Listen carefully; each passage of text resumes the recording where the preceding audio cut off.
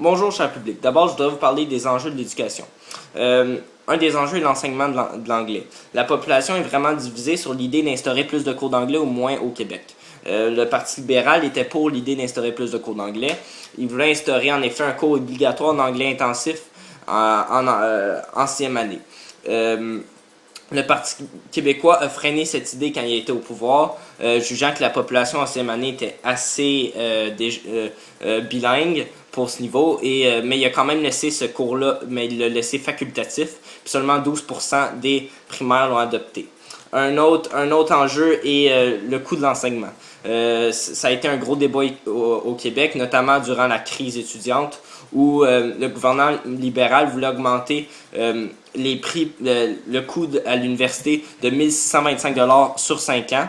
Mais il y a eu des milliers d'étudiants qui sont allés en grève et seulement 27% étaient en accord avec cette augmentation. Ce qui fait en sorte que, selon un sondage, ce qui fait en sorte que le Parti québécois, ce qui fait en sorte que cette idée-là a été freinée par le Parti québécois lorsqu'il est rentré au pouvoir. Maintenant, je voudrais vous parler d'une philosophie que j'ai trouvée intéressante, que j'ai trouvée sur Internet, sur ce titre-là. Cette philosophie parle de l'éducation sans notes, dans le fond. C'est une école primaire en France, appelée USAIS, où il n'y a plus de notes, il n'y a plus de rien, il n'y a plus de bulletins. Dans le fond, les professeurs évaluent les élèves plus sur est-ce qu'ils ont acquis leurs compétences. Puis oui, il y a encore des examens, mais les examens servent à former et pas à évaluer. Puis il n'y a pas de notes sur les examens. Puis ça demande plus d'implication des profs, mais ça amène plusieurs points positifs, comme le fait que les élèves soient pas stressés et soient plus motivés. Maintenant, je vais vous parler d'un modèle idéal, mais d'abord, j'aimerais vous parler des lacunes du système actuel. Une des lacunes est que l'école oublie de nous apprendre des notions importantes pour tout le monde dans la vie. Comme par exemple, l'école ne nous apprend pas comment bien investir son argent, comment bien gérer un budget, comment le système bancaire marche, les hypothèques, les emprunts, comment bien entretenir un domicile, etc. Le système aussi met beaucoup trop d'emphase sur la réussite des examens importants, ce qui cause énormément de stress chez les étudiants qui parfois étudient tellement qu'ils n'ont pas le temps de se concentrer sur la passion en dehors de l'école.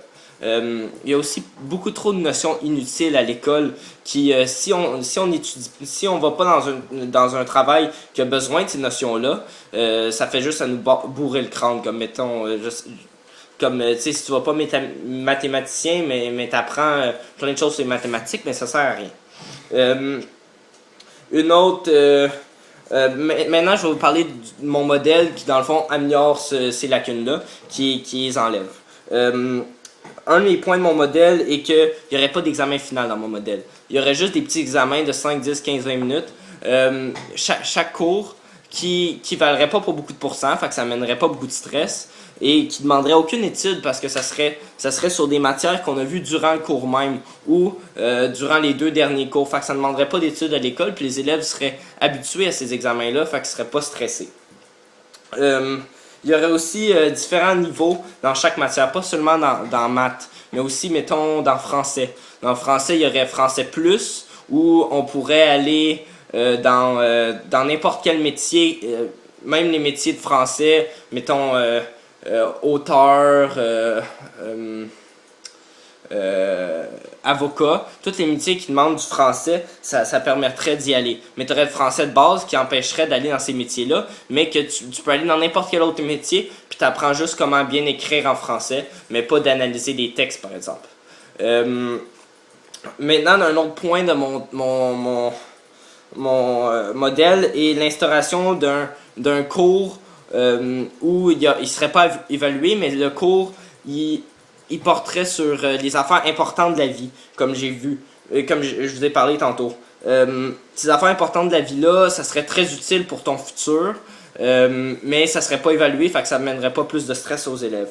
Puis finalement, j'aimerais aussi instaurer une période d'éducation physique de 30 minutes chaque matin où ça permettrait de réveiller chaque élève. Puis comme beaucoup d'études le montrent, l'éducation physique, ben, ça amène beaucoup, ça permet de réveiller les neurones. Merci, bye.